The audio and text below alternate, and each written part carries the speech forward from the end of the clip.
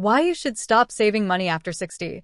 A Stanford expert exposes the wealth trap and 3 steps to live richer, not poorer. If I told you that after working hard your entire life, after decades of sacrificing, budgeting, and tucking away every spare dollar, once you hit your 60s, the most important thing you should do is stop saving money. Would you think I've lost my mind? Some of you might even shake your head and mutter, "Easy for you to say. You're not the one worrying about whether your pension or Social Security will be enough." I understand that reaction. After all, most of us were raised to believe that saving is always good, that the number in your bank account equals your safety. But stay with me, because today we're going to break down an idea that sounds shocking at first, yet it could completely change the way you think about retirement. This perspective comes from groundbreaking research out of Stanford University, where financial planners and psychologists studied how seniors handle money.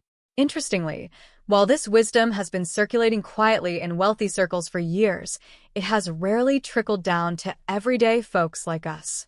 The truth is, once you understand this new way of looking at money, you'll realize that stopping the endless cycle of saving is not reckless at all. It's actually the smartest, most dignified way to live your later years.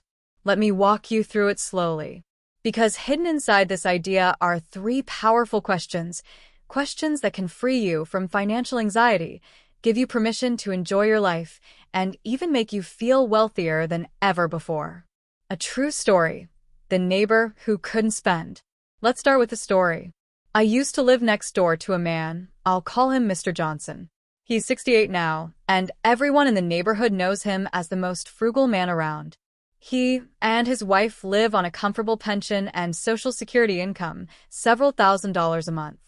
On top of that, they manage to save diligently during their working years, and their bank account holds a very respectable 7-figure sum. By all accounts, they should be enjoying a stress-free, abundant retirement. But here's the reality. Their house is always dark because they keep only the dimmest light bulb on to save electricity.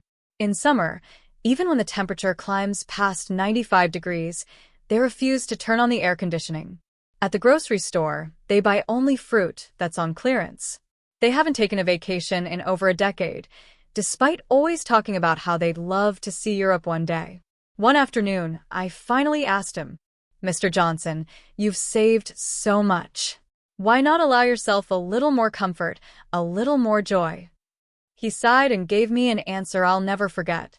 "Seeing that number in the bank is the only thing that makes me feel secure.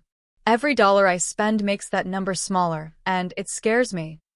That moment hit me like a bolt of lightning, because I realized Mr. Johnson is not alone. Millions of retirees in America, people who worked hard, saved faithfully, and did everything right, are now living in a kind of poverty of the spirit. They are rich on paper, but poor in experience. They've fallen into a psychological trap. And this trap leads us to the first of those 3 big questions. Question 1. Is the money in your bank really worth what you think? Most people assume $1 million is always $1 million. If I have it today, I'll still have it 10 or 20 years from now. But we forget about the silent thief of wealth, inflation. Let's run a thought experiment. Imagine back in the year 2000, you had $300,000 in the bank. That was enough in many parts of the US to buy a nice little house. Fast forward to today. What does $300,000 buy you? Maybe, just maybe, a parking spot in New York City or a modest condo in the outskirts of Phoenix. The number stayed the same, but its purchasing power shrank dramatically. Economists tell us inflation averages 2 to 3% per year, sometimes higher. That may sound small, but over decades, it eats away at your savings like termites in a wooden house. So when you keep money locked away in a low-interest savings account, thinking you're being safe, you're actually letting inflation slowly but surely destroy its value. This is why clinging desperately to a bank balance gives a false sense of security. It looks solid, but in truth, it's evaporating little by little. The first reason we say seniors need to stop saving is to stop practicing this outdated, rigid form of saving where you hoard cash and never use it. Because doing nothing is not safe. It's slow financial suicide. Question 2. What is your most precious asset after 60? Now, you might say, okay, I get it. Inflation is real. But if I stop saving, should I just spend recklessly? Of course not. This is where the second big question comes in. After age 60, what is your most valuable asset? It's not your cash. It's not your house. It's not even your stock portfolio. The real answer is your health, your time, and your life experiences. Think about it. Taking a trip to Europe at 65, when your knees are strong, your heart is steady, and you can stroll through Paris, climb the Spanish steps in Rome, or wander the streets of Prague, gives you an irreplaceable experience. Taking that same trip at 85, when you may need a walker, when your doctor limits what you can eat, when you tire after an hour, well, it's simply not the same. Money is unique in this way.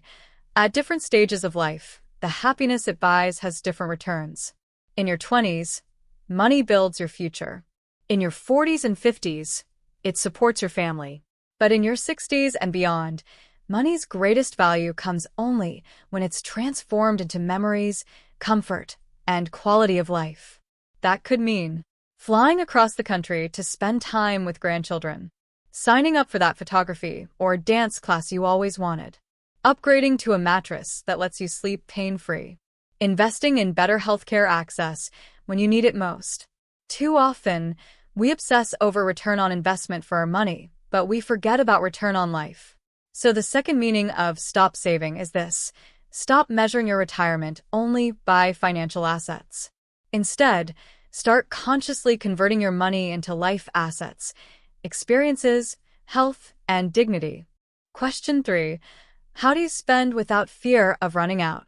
Now, I can almost hear you thinking, all this sounds great, but what if I spend too freely and one day I run out of money while I'm still alive? That's the fear every retiree carries deep down. It's not that we don't want to spend. It's that we're afraid to. The good news is, there is a solution. It's called the bucket system. This idea comes from Harold Evensky, a famous American financial planner, who noticed that even wealthy clients felt guilty every time they spent money. To solve this, he created a system so practical that financial advisors across the U.S. still teach it today. Here's how it works. Bucket 1. The security bucket. This is your anchor. It holds 3 to 5 years of living expenses plus an emergency medical fund. This money sits in safe, liquid accounts like cash, savings, or money market funds. It's untouchable by risk. This bucket tells you, no matter what, your basic needs are covered. Bucket 2. The growth bucket. This bucket is your inflation fighter. Here, you invest in long-term vehicles, index funds, blue-chip stocks, bonds, according to your comfort with risk. You don't touch this money day to day. It quietly works in the background to keep your wealth growing. Bucket 3. The dream and legacy bucket. This is where the magic happens.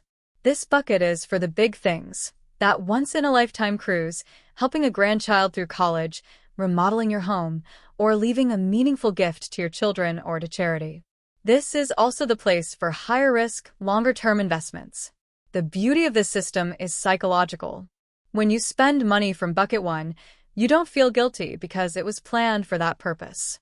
Meanwhile, Buckets 2 and 3 remain untouched and continue to grow. And every so often, you refill the security bucket with profits from the growth bucket. It's like having a self-replenishing well. This way, you can enjoy your life without the gnawing fear that every dollar spent brings you closer to disaster.